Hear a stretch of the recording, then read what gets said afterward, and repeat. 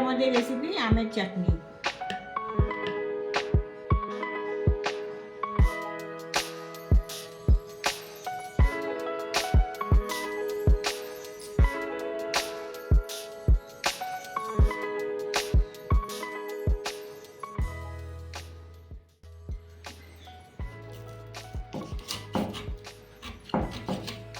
এইভাবে আরেকটা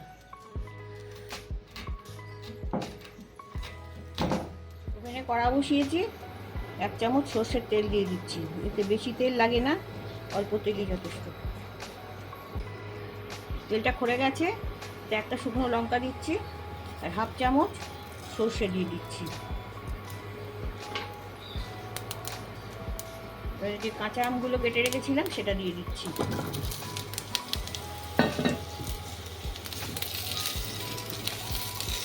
আমগুলো ভাজা হবে না, খালি একটু নাড়াচাড়া করব। আর এখানে 2 রকমভাবে আম কাটা রয়েছে, একটা খোসা শুদ্ধ রয়েছে, একটা খোসা ছাড়ানো রয়েছে। মানে এইগুলো 2 রকমভাবেই করা যায়, খোসা ছাড়িয়েও করা যায়, খোসা শুদ্ধও করা যায়, সেই জন্য এইভাবে কাটা। এটা আর ভাজবো না। এবারে আমি জল দিয়ে দিচ্ছি, 500 ml মতন জল দিচ্ছি, এগুলো সেদ্ধ হবে। সাথে সাথে পরিমাণ মতো একটু নুন দিয়ে দিচ্ছি।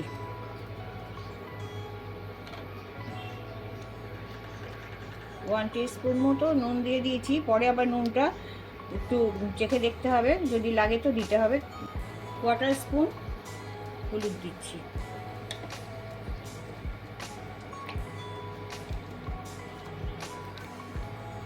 এবার একটু ঢাকা দিয়ে ফোটাবো। জলে ফুট ধরেছে, আমি এবার একটু ঢাকা দিয়ে দিচ্ছি। 5 মিনিট মতন ফোটাবো, তারপরে ঢাকনা খুলব। আমি চাটনির জন্য শুকনো খোলায় কিছু মশলা ভেজে নেব। প্রথমে দিচ্ছি একটা শুকনো লঙ্কা, মেথি, তারপরে দিচ্ছি মৌরি, তারপরে দিচ্ছি সাদা জিরে, তারপরে দিচ্ছি কালো জিরে, তারপরে দিচ্ছি কিছু সর্ষে। সবগুলোই 1/4 স্পুন করে নেওয়া আছে। এগুলো হালকা করে ভেজে নেবো, ভেজে নিয়ে গুঁড়িয়ে নেব।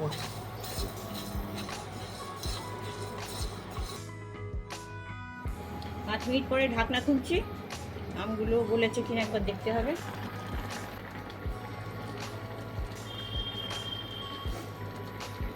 গলে গেছে আমগুলো। এবার আমি চিনি দিয়ে দিচ্ছি, 100 গ্রাম মতন চিনি দিয়ে দিচ্ছি। আমের চাটনি একটু চিনির রসটা বেশি করে করতে হবে, তাই 100 গ্রাম মতন চিনি দিয়ে দিলাম।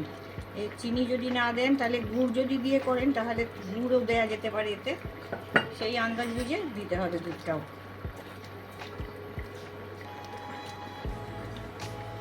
এবার চিনিটা একটু ঘন হবে রসটা। ওভেনের আঁচটা আমি কম করে দেবো। এখন আর ঢাকনা দেবো না, এমনি খোলাতেই ফুটবে এটা। আমার গ্রেভিটা একটু ঘন হয়ে এসছে। এখন একটু আমি টেস্ট করে দেখছি যে নুন মিষ্টিটা ঠিক আছে কিনা। নুনটা ঠিক ছিল, কিন্তু মিষ্টিটা আর একটু কম লাগছে, টকটা বেশি আছে, যার জন্য আরও 25 গ্রাম মতন চিনি দিয়ে দিচ্ছি।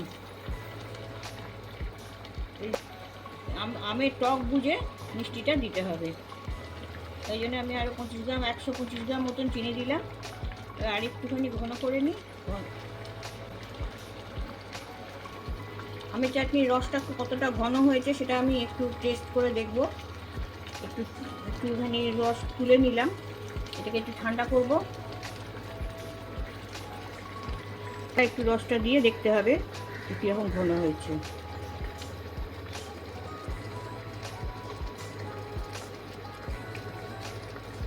এটা হয়ে গেছে, এই রসটা এসে আটকে যাচ্ছে এখানে। এর চেয়ে বেশি ঘন করার দরকার নেই। ওভেনটা নিভিয়ে দিচ্ছি। এবার আমি যে ভাজা মশলাটা ভেজে রেখেছিলাম, এবার আমি উপর থেকে দিয়ে দিচ্ছি ছড়িয়ে।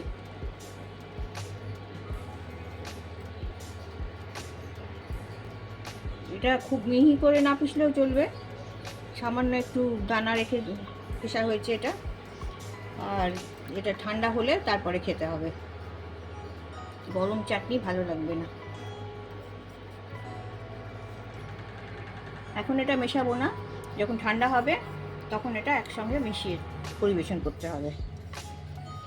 আমাদের আমের চাটনি রেডি। আমের চাটনিটা ঠান্ডা হয়ে গেছে, এবার আমি যে মশলাটা দিয়েছিলাম এটা মিক্স করে দিচ্ছি।